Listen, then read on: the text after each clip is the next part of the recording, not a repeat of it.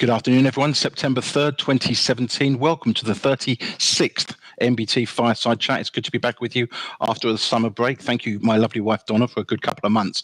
We have got so many questions today. We're going to rush through these at an alarming rate. Tom, the first question is from Fabio. It is on life reviews after death and the forgetting process. Fabio, by the way, is one of those few people that makes donations towards the Fireside Chat this year. So thank you, Fabio, for your input. Tom, when we transition from our actual experience packet of this lifetime to the next, it is my understanding that once we get logged into the transition virtual reality data stream, we quickly forget our just completed PMR experience packet in the same way we forget a dream when we wake up. If this is so, what happens if and when we are given the choice to use the life review tool? Do we regain a much more detailed and significant memory of our more recent PMR lifetime? And then, once assessed all the learning value that we can assess from it, do we then let it go again in the process of projecting a new free will awareness unit with a clean slate intellectual component for our next incarnation? Or is the life review executed maybe more efficiently when we still have not forgotten our previous life? When you have that life review, and everybody doesn't go through that process. Some entities will go through the life review process, others will skip it. It kind of depends on the needs of the individual. If the individual is let's say, unaware of the weak points that they have, of the issues that they're facing, of the things that they need to learn most, then the life review is used to point out to that person what those issues are. So that's kind of the purpose of it. But when you have that life review, it's more like, it's not like you're back in your life. It's like you're seeing your past life as if you were watching a movie.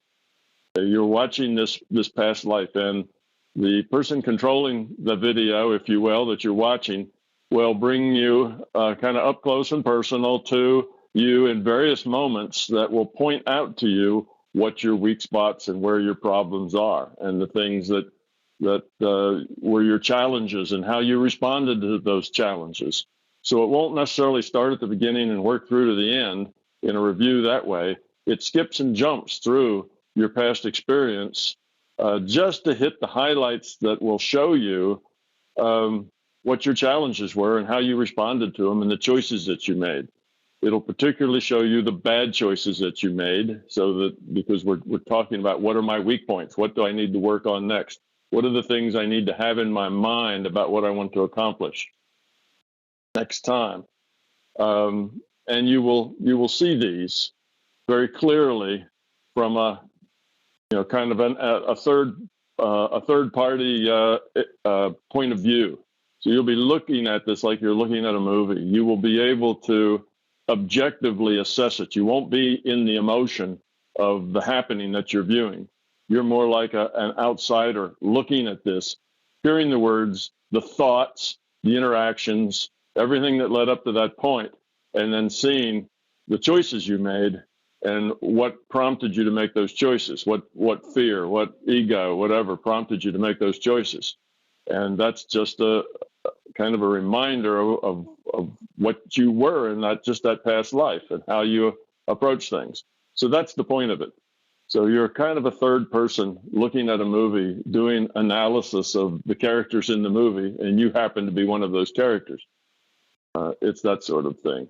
And then when that's over, and it's not like it brings back all of the feelings and emotions of being there.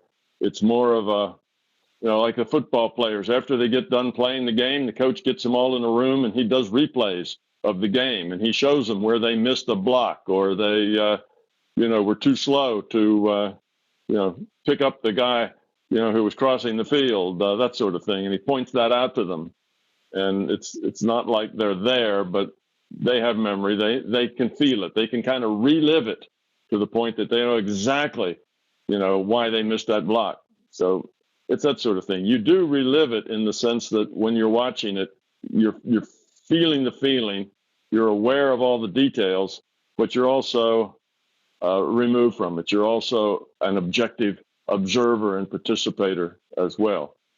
So it's not like you go back into the old life and then forget it again, or that you see the whole thing. It's just bits and pieces that you need to help understand what you have to work on. All right, Tom, thanks very much.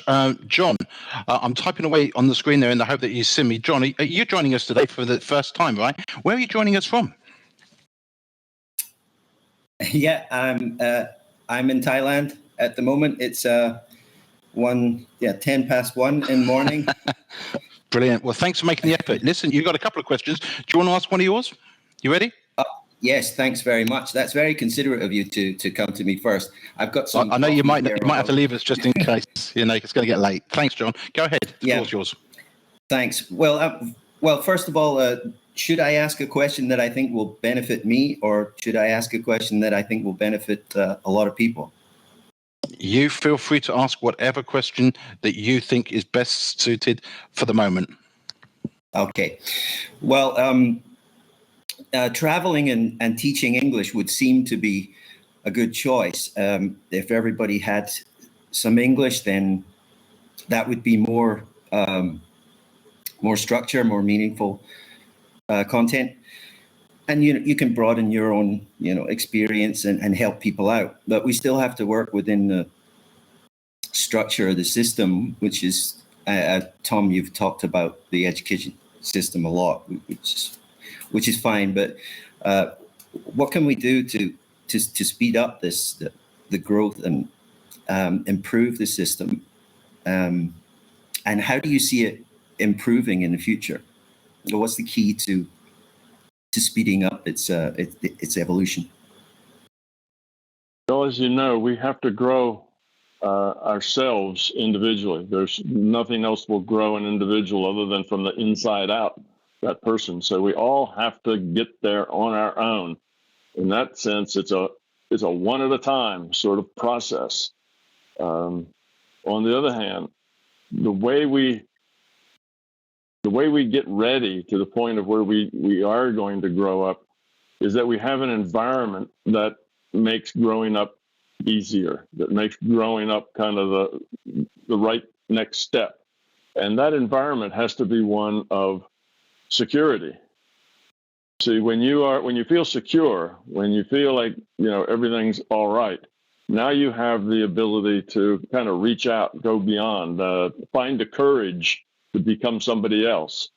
When you're in the opposite point of view, when you are feeling threatened, feeling that you have to watch out, that everything out there is potentially a competitor or a problem or something you're going to have to deal with. If you're in that viewpoint of kind of a cornered animal, if you will, then it's really hard to reach out and change yourself, to grow up, because you're only thinking about the next scramble to grab what you can get.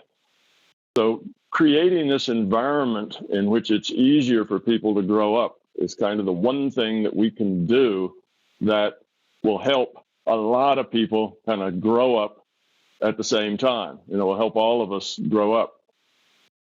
Well, of course, that's a kinder, gentler, more caring environment, right? It's one where you feel secure.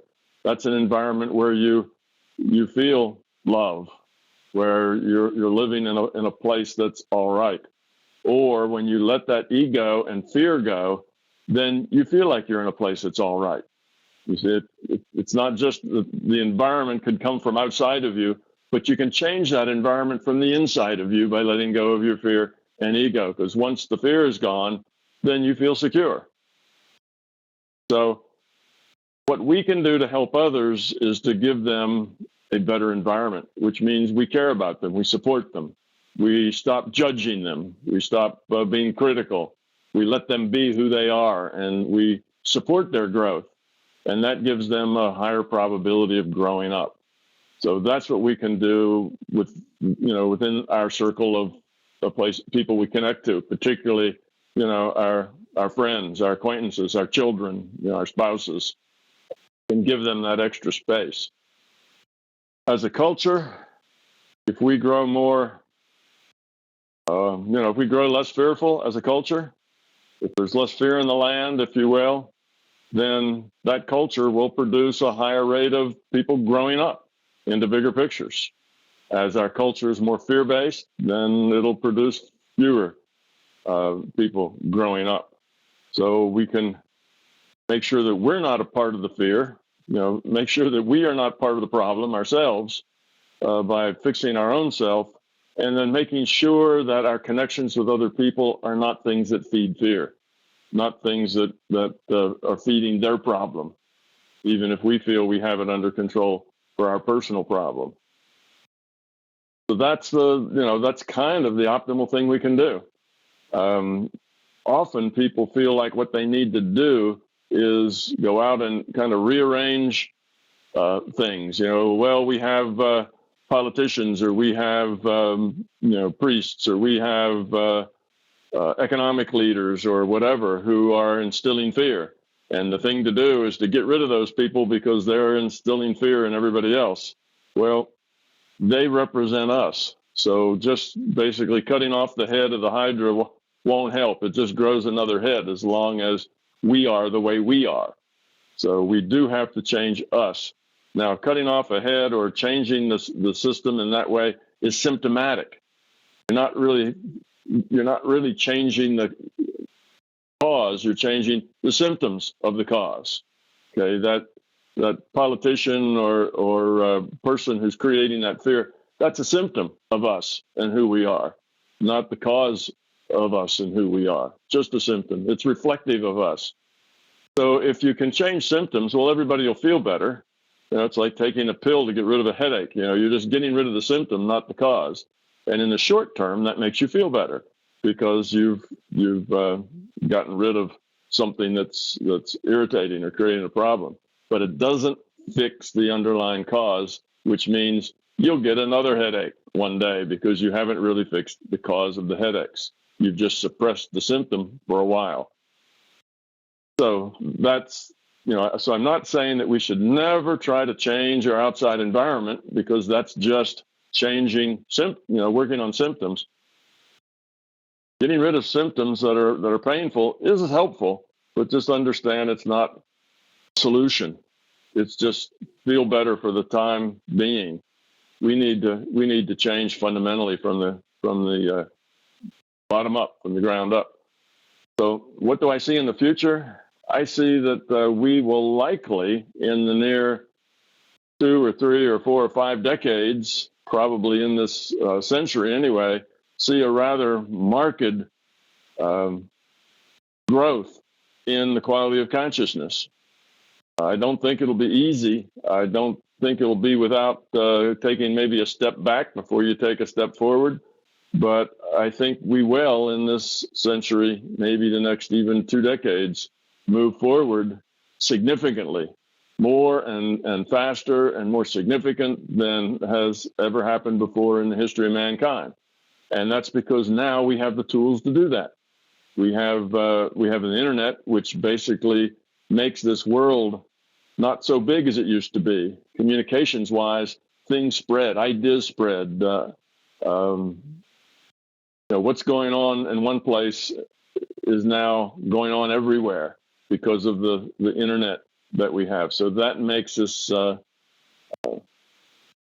possible that when you have people growing up, they will influence other people to grow up. I think that's good news, and I believe that before long, the scientists will be forced to declare that this physical reality is a virtual reality, which will then raise the question of, well, actually, I won't say it that way. It will make the point that we are a subset of something larger, and just people understanding from the high priests of Western culture that we are a subset of something larger, bigger than us, because that's necessary if this is a virtual reality, that it's being made elsewhere in other. So we're a subset. That, I think, will get a lot of people thinking about what that means. And if they can see a bigger picture that has to do with consciousness and love and caring, and that being our purpose, then I think we can maybe make a a pretty dramatic change in a pretty short amount of time. So I'm very hopeful. I tend to be an optimist, and I'm hopeful that several decades from now, we'll begin to see that process start. The process itself may take several decades. So before that process is maybe complete, maybe toward the end of the century, but I think we're going to start it in a couple of decades. So I'm very hopeful with it. So the short answer is the best thing you can do is get rid of your own fear and your own ego. That will help the rest of the world probably more than anything else that you can do. Because when your light shines, it shines on everybody around you. It just makes it easier for other people to do the same. Okay. Yeah, I think that's true. And I'm much more optimistic because of your work. People are identifying that fear and dealing with it. So that's a good thing. But in the classroom, there's a lot of fear, that sometimes the students are just scared that the teacher's going to ask them a question. They're not going to know the answers. They're going to be humiliated. And then that fear is a mirror image of the ego in the teacher sometimes, where they're frustrated and angry that the students are not getting it. And so how do we deal with that kind of fear on that level? I mean, you've talked about class sizes being excessive at 30. I might have 50 in a class. And some people imagine themselves as like a flag or a piece of cloth or something blowing in the wind, and that fear can just go right past them. Is that a good thing to do, or is that just avoiding looking at your own fear? And if it's in my experience, does it ever really go away? If I can relate to it, does it ever go away, or do I just get to a level of awareness where I can make a choice? Oh, it does go away. Eventually, you start out just making choices. You start out with the intellect involved in not acting out that fear. You're not acting on that fear. If you're the teacher and you're starting to get frustrated with the students because they don't seem to be paying attention or they're not interested, then that your own fear and ego will then make those students even less interested in your class. It'll push it further, which will make your frustration grow more. And the whole thing turns into a very bad, downward spiral to where you get a very suboptimal result. So in the beginning, it's your intellect that catches yourself being frustrated and being upset that the students aren't really trying, and just let that go. Figure the students are who they are. They are the way they are. How can you connect with them in a way that's helpful to them? Maybe lecturing to them isn't the right way to connect. Maybe there's another way that you can speak with them and connect. See if there's something else that you can do to make that better. Try to understand where they're coming from. Why do they feel the way they feel? What is causing their energy, their fear, their upset? Why are they the way they are? And if you understand that, you can get into their minds, then you can probably you won't be so angry anymore. You'll realize that they're just caught up in a world that's pushing them around and pulling them this way and that way. They don't have a lot of experience. They're not sure which way is up at this point in their life, and they are struggling, trying to do the best they can, juggling all the things that they've got to juggle in the part of life that they're in. And with that feeling of empathy for them as students, then the frustration will go away a little bit. But if you see them as a bunch of, little adults sitting out there in your classroom, and you expect them to act a certain way, be interested in what you're saying, care about the learning, want to understand, and they're just not doing it, then you're just going to be frustrated because you have an expectation of where their heads are and what they should be, and you're not working with who they really are. So if you start with an idea of this is the way the student should be. They should be attentive. They should be wanting to learn. They should be inquisitive. They should have curiosity. They should find the value in this. Well, that's your sense of what they should be. That's not helpful. As a teacher, you have to get into what's their sense of reality and work at it that way, because you're not communicating with people unless it's a good two-way street. So that would be your own, stepping out of your own way. If we're talking on a teaching situation, you need to get out of your own way. Let your expectations and the things that you want, but those go off to the side. What do your kids want?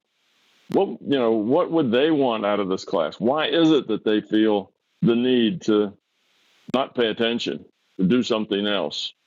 And you may end up with a whole different approach to what you're doing. Now, whether or not the system within which you teach will allow you to use a different approach or not, that's not another whole question. In order to be the better teacher, you may have to fight with your own administration to allow you to do things that are not the standard way of viewing the kids in the classroom. But in general, our schools tend to be kind of dysfunctional. The teachers and the students are at odds with each other rather than working together to achieve something they both want. The kids often see themselves as they have to be there. They have no choice, and they're being lectured to, which nobody likes. People like a discussion about something they're interested in, but nobody likes to be lectured to. They're forced to do this and they're forced to do that, and just the climate of being forced is enough to make them irritable and not want to listen. It's just human nature is like that. So there's a lot of things that have to change in a school setting to make it work, and just the quality of the teaching is just one of them. There's a lot of other things that feed that environment of dysfunction besides the instructor and the kids. It's the whole culture that's inside of schools that creates this lack of cooperation between the students and the teachers, between the students and the administrators. It's not like they're all there working together to achieve a goal they all want. I want to be educated. I want to understand the world better. And you're going to help me do that because you're the teacher. Great. Let's work together and do this. That's not the attitude. The attitude is I have to be here. It's like going to jail. I get told what to do. I get pushed around. I'm told when to stand up, when to sit down, when to talk, when not to talk, when to eat my lunch, when I'm done. And I'm dealing in this kind of a culture that sees me as just a cog in a wheel that has to turn at a certain time or not. And that makes them grumpy. That makes them unwilling to cooperate. That makes them want to do anything but pay attention. So it's that whole environment that is difficult in an educational situation. But yet that environment is imposed from the top, usually by a school board or a principal or something else. That is the attitude.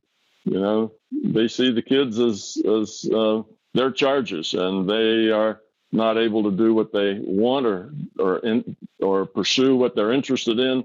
They're told what to do and when to do it. And it's unfortunate. It's just not an optimal situation for learning. And again, the teacher to student ratio, it's really hard to teach in this cooperative let's learn when you're talking to 30 or 40 or 50 people. You see, that gets to be a problem. If it was just you and 3 kids, wow, you could have a really good relationship. But when it's you and 33 or 43 kids, now you're more of a drill instructor than you are a teacher. You have to get everybody to do the same thing at the same time because you can't work any other way. It's a very difficult situation that the form of schooling that we impose here through our administration and our structure and our philosophy is just a very, very inefficient way to teach. It's a very inefficient way for kids to learn. The school process is a tough one to work in. So if you're a teacher and you're trying to make a difference, first thing you have to do is get the kids to trust you, that you're not there to bully them. You're there to help them, give them information that's going to be useful to them. So the first thing there is you have to convince them that this information will be useful. that whatever it is you're trying to teach to them is something that will make them be a more well-rounded, a more functional, a more able to think and able to think critically. And you have to convince them of what the value is in it, rather than just say, here's something you need to learn. All right, turn to page such and such. I want you to memorize these 3 paragraphs. That's like work, and they don't see any point in it. And if they don't see any point in it, they can't get interested, and they're not going to work, and they won't pay attention. So just even creating a sense of value would be a good first step. And that's something the teacher can do with his classes, is to help them see that there is value in it. What are they going to get out of it? What is it going to do for them in the long run? And that may not be an easy sell, but at least that's something that, that maybe we should try. That's one of the things that maybe makes a difference between a really good teacher and a poor teacher, is that the good teacher sees each of his students as not prisoners that have to obey, but as little individuals that warrant his respect or her respect. That the teacher actually respects the kids and know that they're growing up and they're going to have a life one day, and they're going to have to make choices, and they're going to have to know things. And, I'm here to help you, make better choices and know the things you're going to need to know. Be the person you need to be, and why that's important. So if the teachers feel that you respect them and are trying to give them information that will be useful to them, now they'll pay attention. They'll stop throwing the spitballs at each other, and they'll start listening to what you say. So, that's about as much advice as I can give about, how do you teach kids, particularly when you have a whole classroom full of them. It's a tough job because of the cultural situation in which we place the students and the teachers very quickly. An adversarial relationship develops between teachers and students. And once that develops, your probability of teaching them anything goes way down. Okay, thanks, Tom. Another person we do have joining us in the middle of the night, halfway around the world, is Mark. Mark, welcome to the Fireside Chat. What Tom was just saying, I think your next question leads into that really nicely. So your life question is up next. It's for you. Hey, everyone. First, I want to say I'm very appreciative of the MBT trilogy, Tom, and all of your videos. Without them, I feel I would be very lost in life. So thank you very much. You're welcome. I was born into a situation where the love I received as a child was not a lot from my parents, or better explained, my parents gave me 100% of their love, which wasn't that much. I had low self-esteem for most of my life. I believe love existed, but not everyone got to experience, least of all me. Maybe the only saving grace was a voice in my head telling me that I was going to be a great person one day, which I generally scoffed at since I had never felt great, nor could I see a path to ever feeling or being great. My father died when I was 30. I knew there had to be something larger to this reality than just being sad, working, and dying. I earnestly began spiritual growth, or at least what I thought was spiritual growth. First reading into Eastern religions and philosophy. Then I found plant medicine and other psychotropic drugs, marijuana, MDMA, and LSD. When I did ayahuasca, I was shown that reality is much larger than what I knew. I was shown that I was a loved child of the universe, and it really helped me let go of many fears to the point where I generally began to feel like I was a great person. Later, I had an experience with a hypnotherapist where I went back to see myself as a child, and the hypnotherapist asked me what I would say to me as a child, and my adult self told me, my child self, that one day I'd be a great person. And I was wondering if you could speak to that experience. Is this an example of a consciousness fractal, or was my past self, child self, able to query the probable future database? Was my present self able to affect the past database, which in turn affects the present? Okay. I can see why you might think those things, because here you are a child and you get this voice, this knowing that one day you'll be a great person. That doesn't seem to fit.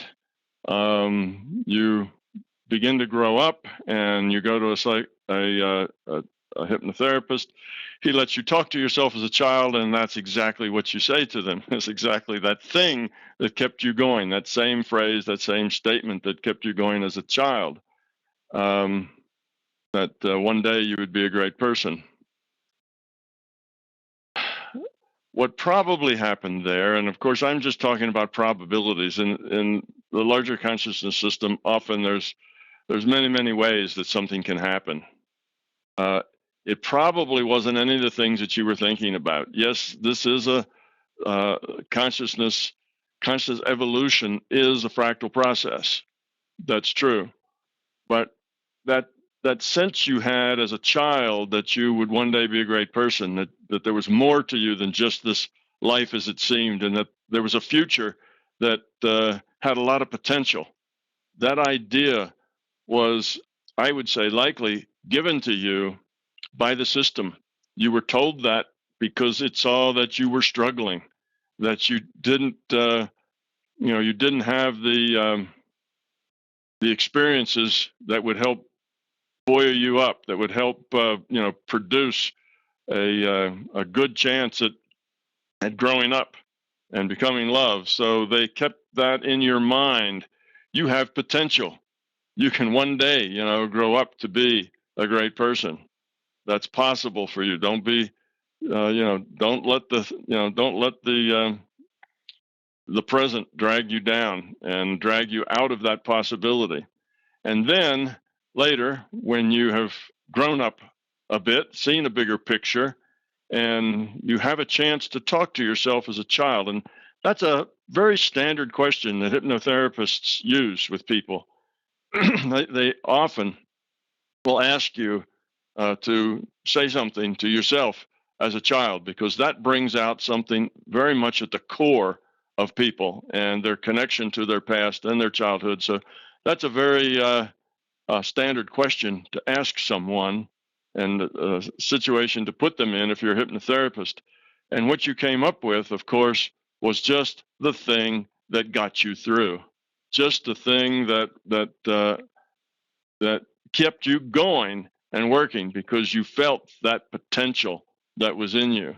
So you told your child the same phrase, that one day, you would be a great person. And that was not necessarily causal in the sense that you saying that is what it is you heard as a child. So I wouldn't see that through the lens of causality, that you're saying it was the thing. But you said that because at that time, that was your connection. What can you say to that child that will help that child get through? Well, what helped you get through? It was knowing that you had potential and that you weren't stymied or stuck because of the situation you were in, but you had potential beyond that situation.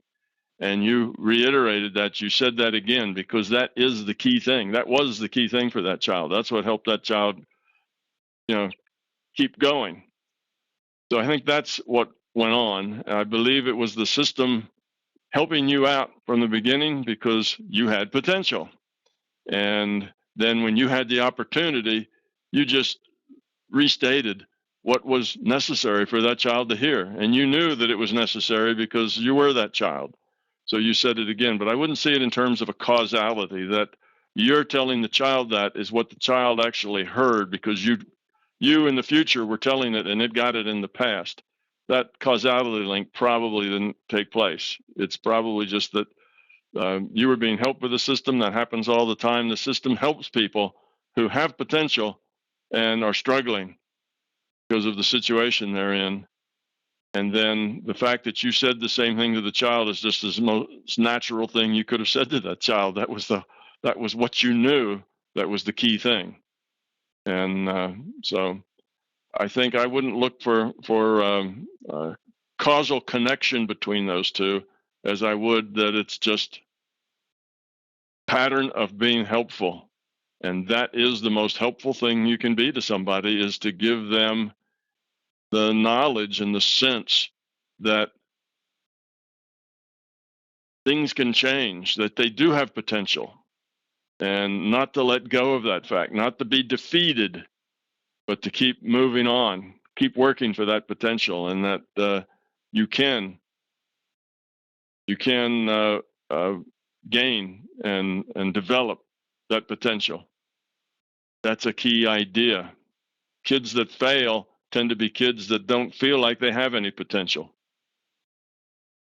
So that would be my comments on that experience that you had. Thanks, Tom. I'm really, through all of my experiences and from reading the book, I've been really working on trying to reduce these fears and getting over this low self-esteem and working on becoming more love-based. So again, I thank you for your book. It's very helpful with these experiences I've had. Yeah, well, you're quite welcome. Yeah, a low self-esteem becomes a self-fulfilling prophecy. You feel bad about yourself and you feel like you can't accomplish much, therefore you don't accomplish much. It's a self-fulfilling prophecy. So to see the potential that you have, that you create your reality through the choices you make. Yes, you've got a lot of things maybe to deal with, and you may have a lot of baggage to carry, but you can deal with that by the choices you make. You can work with that. You can still make good choices and still evolve the quality of your consciousness no matter what your situation is. The becoming love, the getting rid of fear can take place under awful circumstances. And then it's still a big success because that's what you're here to do. That attitude and that feeling is golden. So you've got the right words. You can do it. You can do something great. And just getting rid of fear and getting rid of ego is something great in itself. Thanks, Tom. All right, Tom. Sorry, mate. Next up is Vanessa, who we had the great pleasure of hanging out with in Vancouver recently. She brought along a wonderful group of people to the MBT from Head to Toe event in Vancouver. Once this is over, I have to get back to editing both that and the Portland event. And then we got the Cultural Connection Tour videos. So everyone out there who's waiting, wondering where all the videos are, yes, there are lots of videos coming out soon. It's going to be like all the best holidays at once, all coming at the same time. So they may already be out by the time you're watching this. Sorry, Vanessa, I'm rambling on. Please go ahead. It's all yours.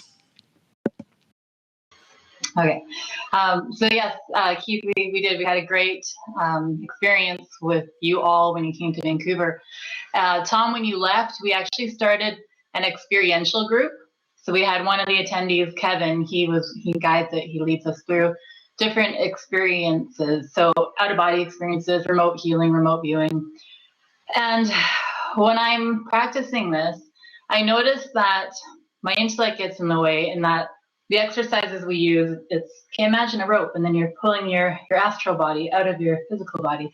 But then I'm like, but no, that's not working. This is the virtual reality. There is no astral body.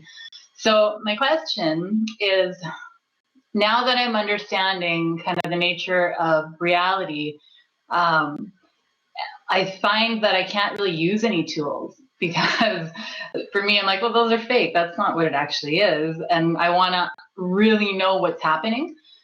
So my understanding is basically it comes down to I'm simply switching data streams. I'm disconnecting from this data stream, and my intention is I want to reconnect to a new data stream.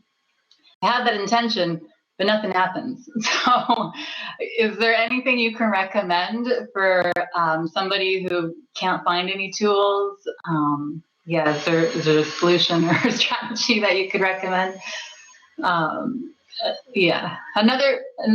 part to that too is the binaural beats. I know you recommend that. And why those don't seem to work for me, and why don't those work for some people and they do for others? So kind of all of that. Okay, Vanessa, the thing that's probably getting in your way is your intellect.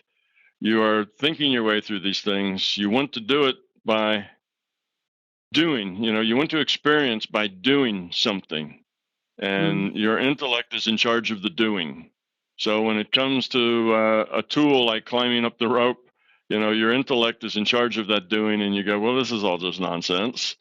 And it doesn't work for you because your left brain, your logical side kind of shuts that down. When it comes to just switching data streams, probably the problem is you have an expectation of suddenly you're going to be somewhere else. Suddenly there's going to be, like new scenery. It's like suddenly teleporting to Chicago. It's, or the rainforest or something, and you're going to go blink, and there it is. Now you're in the rainforest, and everything's green, and it's summer there, and that expectation is getting in your way. You have an expectation. You have some sense of this suddenly being aware in another environment, and that just never seems to happen. Well, that's because that's your intellect. It's not a doing process. It's a being process. So what you need to do is to not have that expectation, not have any idea what it's going to be like. It might not be anything at all. It may just be gray for a while because your intellect wants to make up something, but it doesn't want to make up anything. It wants it to be real, not imaginary. So you're stuck. Anything that happens, you immediately do a judgment. Did I just make that up? Is that my own imagination, or is that something real? And as soon as you become judgmental, your intellect's in charge, and nothing's going to happen. So you need to just say, I want to change data streams. I just want to experience something that would be of value to me. That's all. Just something that would be of value to me. And then, if you're at that kind of point consciousness state where you've kind of let go of the physical reality, you're not really operating in a physical reality anymore, then just open up your mind. And if what you see or feel is almost anything, no matter how trivial it is, even if what you see is smoke, right? Fog. Well, interact with the fog. Go into the fog. You see, don't just say, fog, that's nothing. It's not working. Go into the fog. If what you see is something else, connect with it, engage it. So engage whatever it is that's there. Even engage the nothingness. Be a part of it. What is it to feel like nothingness? What is it to feel like smog or fog? Whole bunch of little droplets suspended in the air. What would that be like? You see, engage it. As you engage things, just let things happen. Don't judge them as to whether they're real or your imagination. Just experience.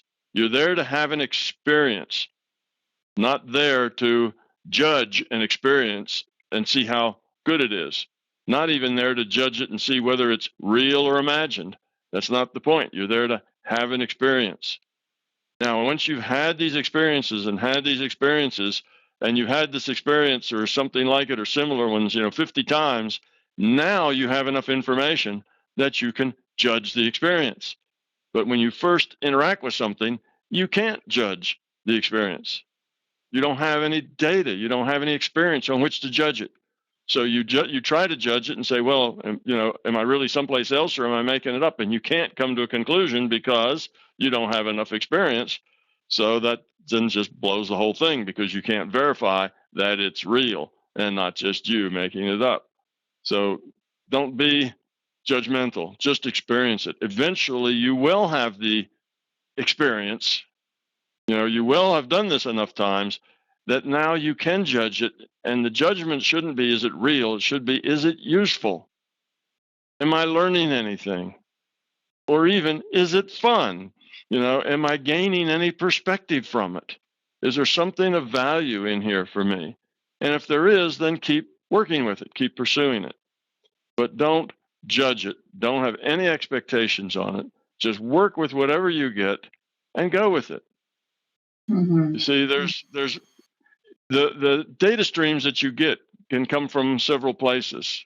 One, it can come from the larger conscious system.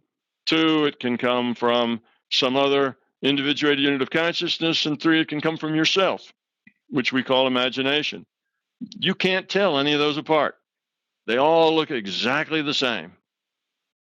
So don't shut it all down because you can't prove to yourself on the spot that it's not your imagination. Except that your imagination is really a very powerful thing.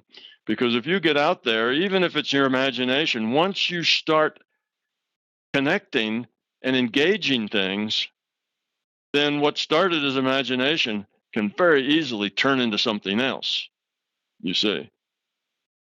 So there's lots of data streams out there. So what started as maybe your own data stream, which maybe will help you in your imagination get away from the physical, which is what you're leaving. That's fine. That can easily transition into something else just through your engagement of things. So you're just experiencing inner space. And it doesn't matter exactly where that inner space comes from. Just go experience it. And then after you've experienced it time and time and time again, now you can judge it for usefulness. If it's useful, keep going. If it isn't, if you think it's a complete waste of time, you're not learning anything, you're not growing, you're not finding anything of value in it, then do something else.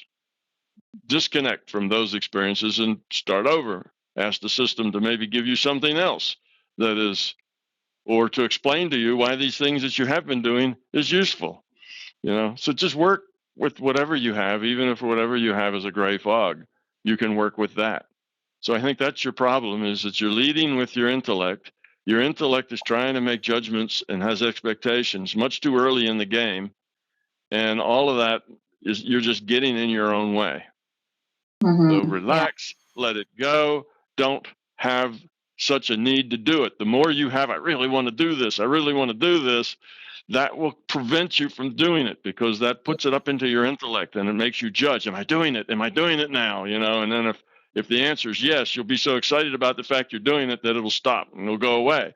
So you need to just relax, let go, and say, I'm going to have an experience of some sort. I have no idea what this experience is going to be like. Whether it'll be meaningful or not, I don't know, but it's going to be my experience. And then just have it. And no tags, no expectations.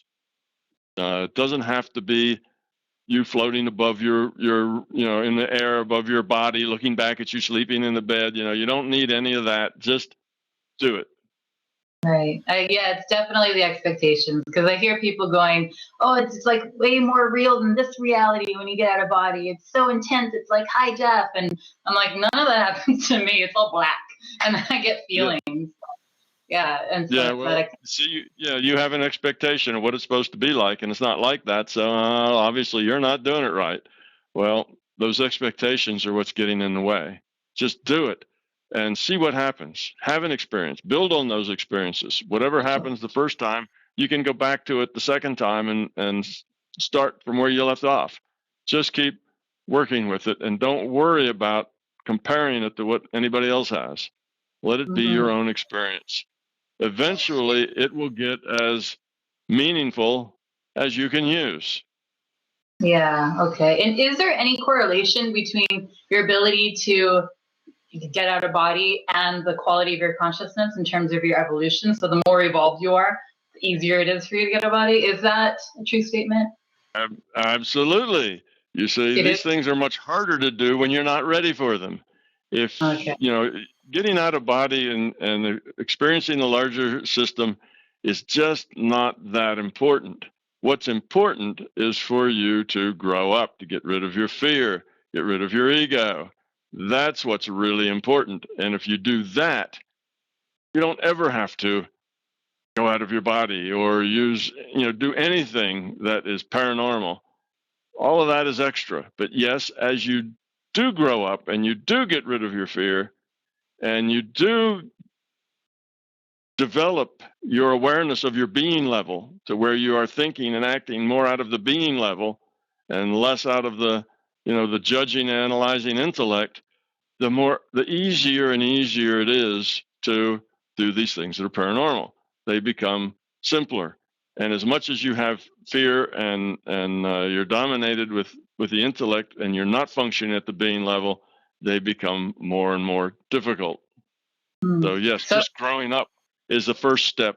That helps. Just keep working on that. But also you can try these other things. Just if it turns out to be what you call a daydream, that's all right. Experience it, work with it, go into it, take it further. Pretty soon it'll turn into something else. Okay. Okay, just last statement, I promise, is so you're saying that I'm a low quality consciousness and I'm pretty de-evolved because I can't get out of body? No, I'm saying you are getting in your own way with an intellect that just won't sit down and be quiet. Okay. Got it. Thank you, Tom. You're welcome. Tom, I'm going to read a question from forum user somebody. He says, Tom, now that you've ruined sugar for me, now he says he's just kidding, but I really don't think he is there anything else that I should know to avoid food wars in order to have out-of-body experiences? I've only had one conscious out-of-body in my entire life over 3 decades ago, which was a doozy with a 360-degree visions, but I have since been unable to reproduce that or any other like experience. Either the larger consciousness system has purposely locked me out for some reason, or is it that pesky sugar that was doing it? Yes. Not eating sugar isn't going to make you go out of body. Obviously, what we do with our body, why the body matters to us using our mind and controlling our consciousness is that if the body is, the body sets the constraints on what the consciousness can do with that body. Okay, so you have an avatar, that's the body. And the rule set, the biology that drives that body sets constraints on what the consciousness can do with that body. Now, it's obvious in something like, if you have only one arm, then that sets a constraint on the consciousness of what the consciousness can do with that one-armed avatar. Okay, so that's pretty obvious. But it's also true of your brain chemistry. If your brain chemistry is unstable, then that sets constraints on the consciousness of what it can do with an avatar with unstable brain chemistry. Okay, now when you eat sugar is glucose is a very fundamental part of the fuel that your body runs on, that your brain operates on. And when those glucose levels are unstable because you're eating sugar constantly and they're going up and down, you're just making it more difficult for your consciousness to operate that avatar, because now it has to operate an avatar with unstable chemistry. Okay, so it's not that there's something magic about diet that's suddenly going to make you a wizard. It's not like that. You can't eat your way into paranormal things at all. It's just that by eating well and taking care of your body and exercising and getting the amount of rest you need and all that stuff, you minimize the constraints that the rule set puts on the consciousness for what the consciousness can do with that avatar. So basically, you're eliminating roadblocks, you're eliminating barriers by having a healthy, fit body. So that's the reason for, we let go of sugar, because sugar tends to destabilize the environment that the brain works in, because we don't eat just sugar once. We eat sugar, every meal has sugar in it for most people. Almost every item in every meal has sugar in it. Even your French fries and your hamburger probably have sugar in them. Your sugar is in almost everything, because most people are addicted to sugar. And the way that a food producer can get people to buy his food is by putting sugar in it, because people who are addicted to it will prefer it, even if it's so little that they can't taste it. Their body knows that they're getting it. They just like it better. So if you want to sell food on the market, put sugar in it, because 99.9999% of all the people that might buy your food are probably addicted to sugar. It's just a simple thing. So you go through the day and the food that you eat tends to have sugar in it. The things you drink tend to have sugar in it. And then you tend to eat sugar in between meals as snacks. It takes about 4 or 5 hours for that. When you eat something that has sugar in it, it takes 4 or 5 hours before that brain chemistry starts to settle down again from the changing glucose levels in your bloodstream. Just about time it settles down, it's time for another meal. And if you eat in between meals, then it never has a chance to even begin to settle down. So you just keep that glucose levels constantly changing, which makes it unstable. All right, so it's not like you're going to go out of body because you stopped eating sugar. What you will do, though, is be able to think more clearly. You'll be able to hold a meditation state longer. You won't have so many random thoughts. Your mind will settle a lot. You'll feel more centered. That's what staying away from sugar and preservatives and artificial colors and all the rest of the stuff that messes up our body chemistry and gives our body a hard time. And if you exercise, your body will be fit and so on. So that's really the body-mind connection. Has to do with trying to minimize the constraints that the consciousness has to work with when it works with its avatar. Did I answer that one, Keith, or was there more to it? No, Tom, I think you did. We talk about that pesky sugar a lot, but we never really talk so much about salt. Now, John, who's with us today, did have a couple of comments about that, and I wish we had a salt expert in the room here today. When we do, Tom, you've never talked about salt. Does that mean that you don't agree that table salt is necessarily bad for you? Salts such as pink Himalayan or the Celtic salts are supposedly better options. So, when you make your famous bean soup, do you actually put salt in it? I mean, the body needs to have salt, right? Oh, when I make my famous bean soup, I don't put any salt in it. It just there's enough usually that comes in, with the beans. I use beans out of a can, and typically, they will have some salt in them, and that's sufficient. I have read that about 1,000 milligrams, or about a gram of salt a day, is necessary. Salt, provides some of the ions necessary for osmosis to work when it comes to getting toxins in, out of the blood and getting things into the blood. So having ions, and sodium ions are just another set of ions, but having those sorts of things in your bloodstream is necessary. If you'll notice, at least some time ago, when it got very, very hot and muggy, and people were working outside and sweating a lot, they'd pass around salt pills. Well, the reason is that when you sweat, you get rid of a lot of that salt. It's salt water that you sweat out. And if you don't replace that salt, you end up more sensitive to heat stroke and other things. Your body doesn't function as well. So you're right, Keith. Salt is fundamentally necessary. Salts of some sort. Now, I say salt, I always don't mean table salts, but salts is a whole group of elements that are called salts. Okay, salts are necessary in your biochemistry, or you'll drop over dead. Matter of fact, water in excess can be toxic. If you were to sit down and drink 2 or 3 gallons of water within say an hour, it might kill you. And the reason for that is you would no longer have the salinity necessary, in your biochemistry to support life. You would have basically leached most of the salt out. You've diluted it to the point that your osmosis doesn't work anymore. Anyway, so yeah, salt's necessary. But how much salt is the question. And I've heard that about a gram a day is sufficient. I've also read that 2 grams a day is okay. I tend to eat about a gram a day or less of salt, and I don't seem to have any physical problems for it.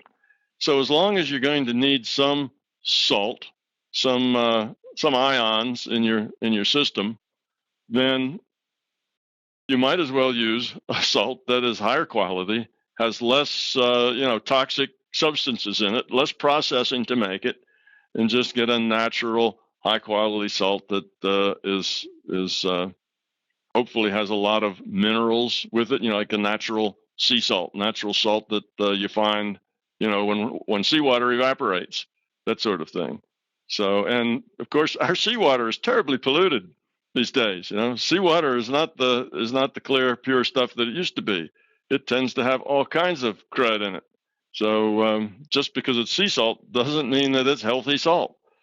You can get salt that is pulled out of the ground in places like Tibet or other places that actually many eons ago were underwater and had salt deposits. But yeah, so getting a good quality salt is probably better for your 1 gram or less a day. Now, if you only had half a gram, would that be enough to give you physical problems? Probably not. You can there's some minimum that's probably different for every individual that you need of something that has salt in it. But a lot of things will have sodium ions in it. You don't have to eat salt to get the ions you need. You can get that when you eat vegetables, and when you eat other things, you get some of it. So, how's that, Keith? Is that enough about salt? Pretty much, Tom, it is. I mean, obviously, table salt is bleached with hexane. It's then got ferrocyanide added to it, which are the additives you're mentioning.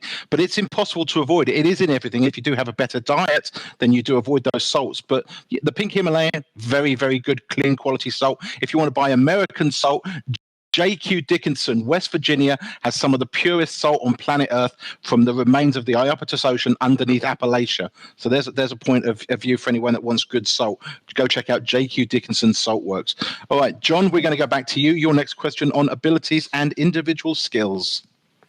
Okay, thanks. I did have a question about that. What I posted on the forum was how are individual skills applied to an IUOC by the LCS, and do abilities and talents, if you like, do they ever change from lifetime to lifetime, or can we define ourselves by our individual skills and abilities? Our individual skills and abilities do change from lifetime to lifetime. What we carry over from lifetime to lifetime is basically the quality of consciousness that we've earned. How much have we grown up? How much have we reduced our fear? That carries over from lifetime to lifetime, so that we are accumulating quality of consciousness with each experience packet that we have. But how we apply that quality of consciousness doesn't necessarily carry over. It may be. When I say that it doesn't necessarily carry over, I don't mean that it can't. I don't mean that people can't take skills with them to another lifetime. It's possible. Yes, they can. But in general, we develop new abilities and skills each time. Now, we may get very partial to certain abilities and skills, things that we have used to great advantage in our growth, and we may kind of focus on those, in which case we may carry that trend, from lifetime to lifetime. We may, we have sometimes you'll have a kid and he'd be 3 years old and he's playing the piano already, and by 5, he's a virtuoso that's playing in concerts and so on. Well, good chance that skill, came with him to some extent. It wasn't that he was starting out from scratch on that skill. But it's not a typical thing, and only when there's a very strong attachment to particular skills would they then reestablish themselves. And it's not really that you bring it with you, but you bring the potential for it, the propensity for it, and you reestablish it. And you have kind of the sense of it, I guess, an intuitive connection with it. Not that you have facts about it. You'd still have to learn how to read music, even if you were a natural, at playing an instrument. You still have to learn the facts of it because you don't come with that kind of information. But you would have an intuitive sense of how it worked. So the reading of the music would come easily. You see, you still have to relearn it. You still have to figure it out from scratch, but it could come very easily because you are intuitively, you have the knowledge. Specifically, intellectually, you don't. You have to start from scratch every time. But intuitively, you do. And that's really true with all of the things that come with our quality of consciousness. That quality of consciousness gives you a sense of how the world works intuitively. You kind of know things. So when you see the patterns click, it kind of goes in and says, oh yeah, I recognize this. This makes sense to me. So you understand, you get your bigger picture, comes back, but you still have to make those choices to bring it back. In other words, you come here with potential, and with intuitive connections. And though you have to start over as a baby, putting it all together, you can put it together faster if you've already been there and done that. So by the time you're 19 or 20 or 30 or 40, you're back about to where you were. And now you can go on and make more progress past that point. But it takes you a while to re-grasp the amount of growth, expressing the amount of growth that you had before. So nobody gets to start already advanced in any sense other than their quality. You just have to rebuild that quality up. And if it makes intuitive sense to you, you can just build it. You can rebuild it much more quickly. You don't have to struggle to rebuild it. Now, most of us, we don't ever excel that much in anything that we get that obsessed with it that we necessarily come back and do it again. Mostly we get talents and skills that, life brings to us because you were at the right place at the right time. You ended up being a teacher. And because I was at the right place at the right time, I ended up being a physicist. Mostly it has to do with influences, that make you think this would be a nice career or other things. Occasionally, you come into this world knowing that you want to be a teacher, knowing that you want to be a scientist or something, and you got that at 2 or 3 years old and it never leaves you. Well, that may be a kind of a scripted thing for this lifetime. That's a profession you've chosen or is important to you, or that's something you've done for the last 3 or 4 lifetimes and you're getting a lot of growth out of it, so you want to continue it. It's hard to say, but most people, they just come and what they develop into and the skills and the abilities they develop are just things that they happen to develop with the quality that they have. They could have developed any of a dozen things and they just happen to pick something because that's what their dad did, or that's what just kind of opened up in front of them and the time came to make a career choice. Okay. Thanks, Tom.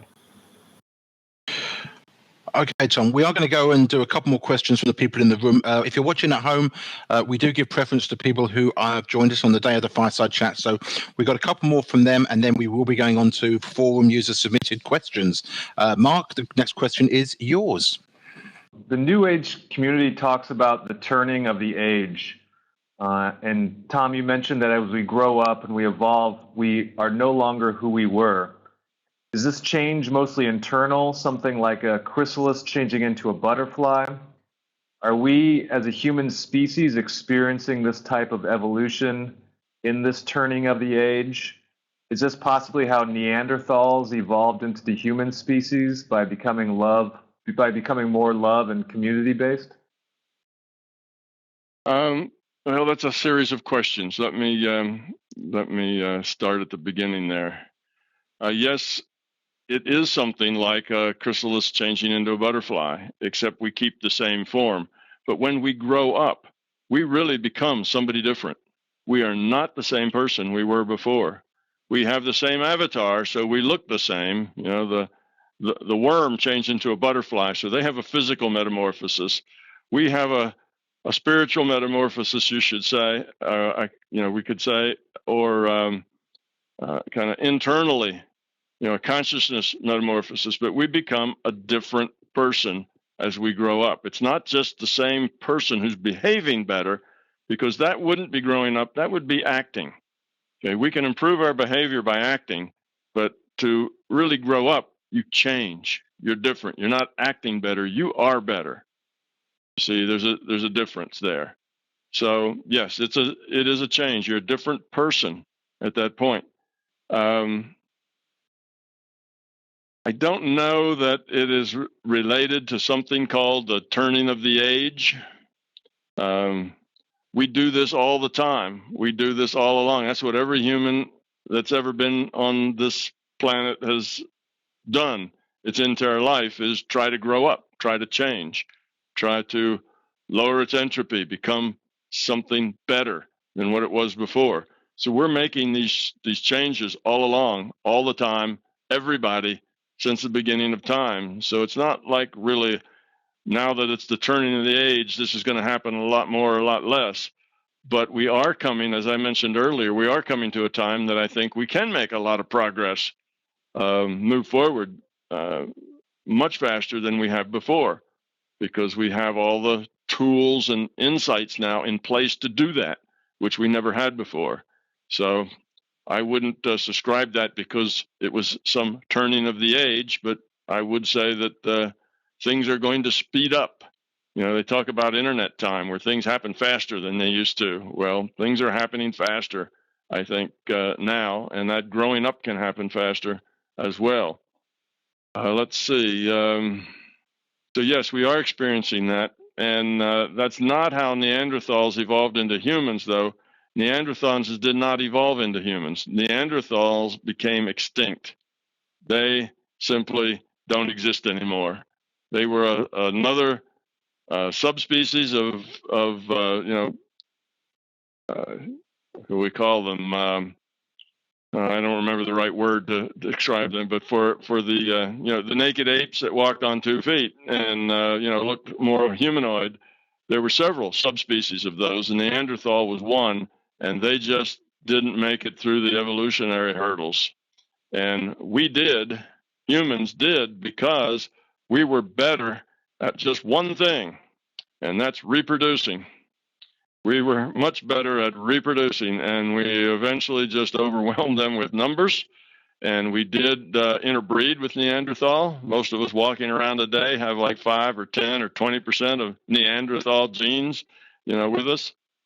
And they just then disappeared. We subsumed them, you might say, or absorbed them, basically. And as a separate species, they just disappeared. They became integrated with us, and for the most part, we outnumbered them very quickly. And power comes in numbers, so we outpowered them as well in time. So that's one thing we're good at, is reproducing. They evidently weren't nearly so good at that as we were. So that was our advantage. We had some really good strategies for reproducing that other critters did not take. And part of that is what's created, a very difference between males and females in our species. In Neanderthal, there wasn't that big a difference between males and females. They were more or less the same height and weight, and it seems like everybody kind of did everything. There wasn't the breakdown of different functions for different sexes. So the females specialized in the things they needed to specialize to make sure that more and more humans grew up and became adults, and the males specialized in what they specialized in too. So the specializations in the things that needed to be done made it more efficient for us to have babies and have them survive than it was for the Neanderthals. So, Henry Ford discovered the same thing, 2,500 years later, when he decided that specialization really improved the assembly line.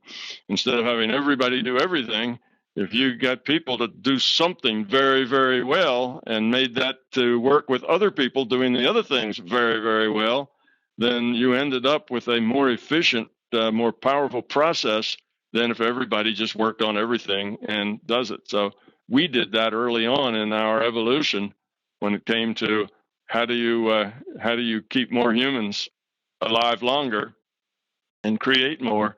And we specialized, male and female, in the special tasks, and we outbred the Neanderthals. And like I say, we probably the main reason that they went extinct. There was another competing species that was better evolutionary than they were, so they just got absorbed and got snuffed out. But anyway, I hope that answered your thing. Yes, that's what we're all doing. We're all evolving. We're all changing. We're all becoming, something different than we were. But we've always been doing that, and hopefully, we'll always continue to do that. Okay, I hope that answers your question, John. We're going to go to Vanessa next. Vanessa, it's all yours. I'm really leaning towards wanting to understand this reality frame and how it works in terms of the data stream, where it comes from, how I connect to it, what's actually happening when I connect to it, so fractal processing. So can you point me in the right direction as to how I can further my understanding? Should I just go play No Man's Sky, or? Okay, Vanessa, we're going to get back almost to the same answer we had last time, and that is you're approaching this process intellectually. You want to understand every little detail of it, and you think that if you understand it all, then you can master it. And then you'll be right on top of it, mastering the thing, if you just intellectually understand it all. It's not about intellectually understanding anything. It's about being. And that's part of the problem. So it's not that important to understand the details. But if you just want to understand them anyway, because you're a bright girl and you're very, intellectual, it's the way you approach life, then my advice there is don't worry about the details. Get the big picture. If you understand the big picture, how it works, don't keep trying to push that down into lower and lower levels of detail. Just keep it at a higher level of understanding. Because all these things that we talk about, IUOCs and free will awareness units and, the larger consciousness system, and all these things are metaphors. They're metaphors for functions of consciousness. And we break consciousness up into its functions and make metaphors to represent those functions so that we can talk about it. Otherwise, we wouldn't be able to have a conversation about how it worked or what it was or how it did anything. And metaphors can't be reduced, in their detail, lower and lower and lower. It doesn't work like that. A metaphor is only good at a certain level. If you try to push it into too much detail, it just doesn't make any sense anymore. Here's a good example. Here's a metaphor. Her eyes were as blue as the deep blue sea. Okay, you've maybe read that in literature someplace. Blue eyes, as blue as the deep blue sea. Well, that's a metaphor. Now, we just accept that metaphor for what it means to us from our experience. We don't say, what sea? Which sea was that? Was that the Sargasso Sea or was that the Mediterranean Sea? Because they're different colors and they have different kinds of blue. You see, now what sea was that? And how bright was it? Was the sun shining or was it, afternoon? Because that makes the blue totally different. And how deep was the sea? Because the depth of the sea really changes the color that you get from it. If it has that grass growing and it's only 10 feet under the water. So you don't try to, you push a metaphor down into more and more detail and it no longer makes any sense. You miss the point. So we're dealing in metaphors here. And if you try to keep pushing that detail down and down and down, you'll just get a lot of nonsense that really doesn't make any sense anymore. And that's what's confusing you. So just keep it right up at a higher level. Okay, I get it on a higher level. I don't need to know all the details because the details aren't really important. If you understand it on a higher level, then you know what's going on. You know how it works. And to try to get that down to more precision, you see, just isn't helpful.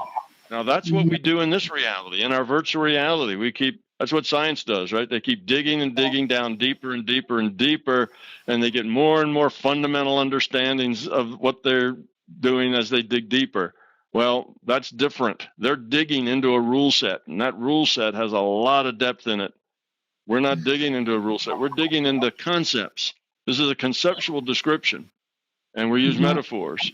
And you can't just keep digging down, down, down, because instead of getting more fundamental information and understanding, you get nonsense if you try to dig too deep into metaphors.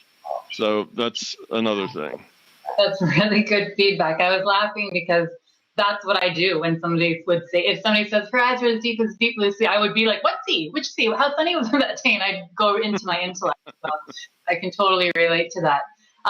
The thing is, now that we have this book club, we're getting into the more kind of details of how this virtual reality works and how consciousness evolves. And that's all about the details, right? So I mean, isn't that helpful to understand this? It's what your book describes. It's only helpful to understand it to the point where it's only helpful to understand it to the point where it's helpful. That's not very helpful, is it? It's only helpful as long as you keep it up at a level where it makes sense. If you keep pushing it down to a level that it really doesn't matter, you're just trying to make it more and more specific. So you have to realize when you get into too much detail, that the details don't matter. So what if it's this way or that way? Doesn't matter. What matters is, this understanding.